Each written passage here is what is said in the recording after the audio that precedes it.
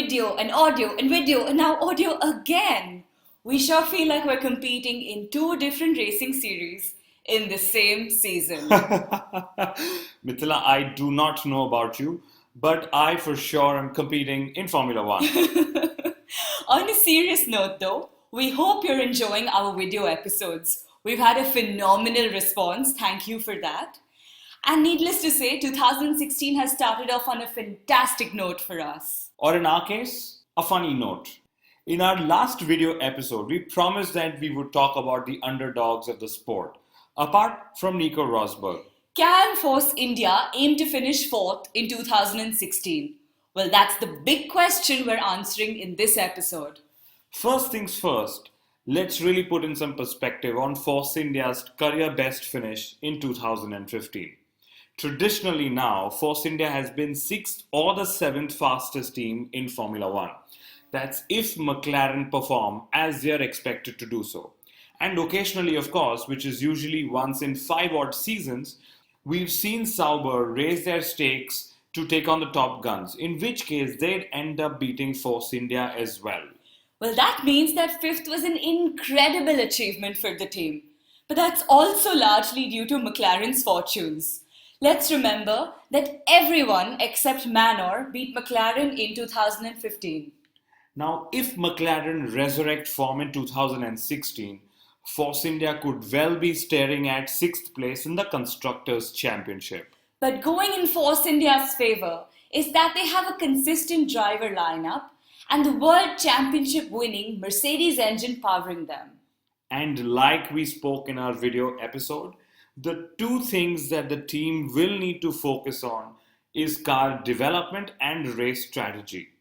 The team's B-Spec car worked wonders in 2015, and given the freedom in tyre choice this season, tyre strategy during a race will be only that much more important. That's so true. We've seldom seen Force India gain positions due to smart tyre strategy. Well, all in all, if Force India were to even maintain 5th place in 2016, it'll be a really entertaining battle in the midfield.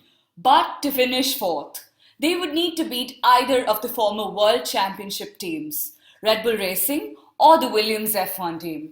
Given that Red Bull will have Renault powering them though, do you think they could be an easy target to pick on? Personally, I do not think that Force India can bully Red Bull this season. Red Bull wouldn't have chosen an engine solution that would have seen them on the back foot for yet another season. And while we're wondering whether the Red Bull and Renault combination will work, Ricciardo is busy talking about how Mercedes' power could have driven him to victories in 2015. You know, it's not a wonder to me that Renault feel left out all the time. Well, nothing has changed in the world of Red Bull racing in 2016. Except their logo. The other competitor for Force India to beat would be Red Bull's B team Toro Rosso. You know, they've beaten Force India just once back in 2008. But with Ferrari's 2015 engine, they might just end up being a big threat. We saw how quick the Toro Rosso was in the faster corners.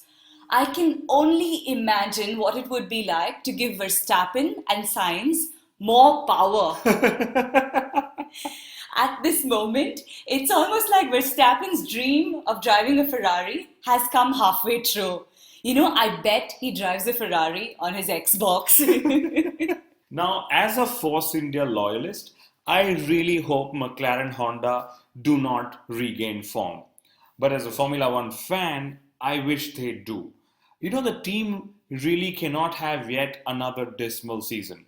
They've lost sponsors, they'll earn lesser revenue from Formula One, and if this continues, I won't be surprised if they lose Alonso and Button as well.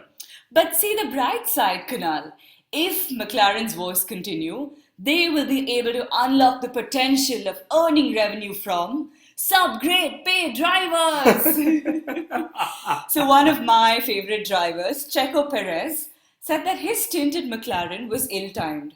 I really wonder how Fernando Alonso feels then.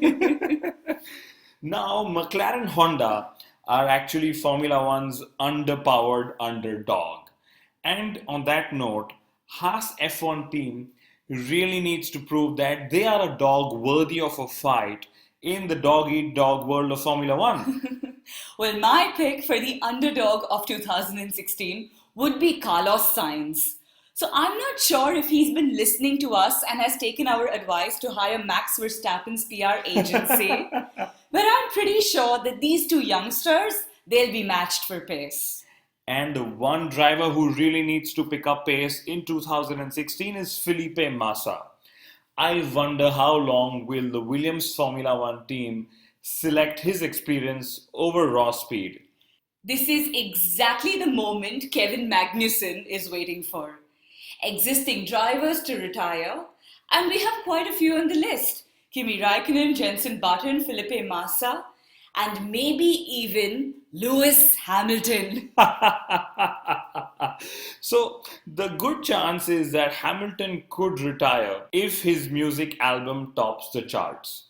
Well, because there is little of the engine music left in Formula One anyway.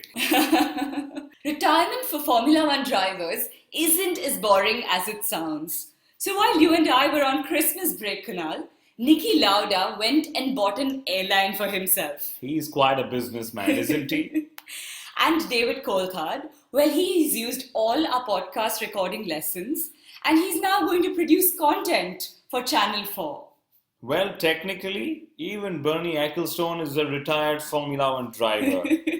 Taking up a retired driver's seat isn't always bad either. Look at Vettel. He took away Coulthard's seat and won 4 titles on the trot. And before we forget, here's to the most hilarious moment in Formula One of the week.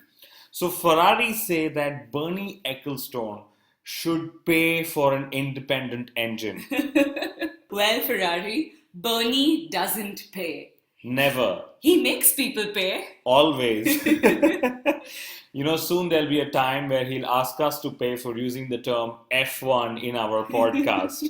But if he ever funded an engine, he could have the teams that go by the name Red Bull Racing Ecclestone.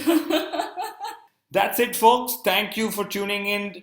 We are going to try and bring you as much humor as we possibly can on video and on audio, and of course in text on my blog.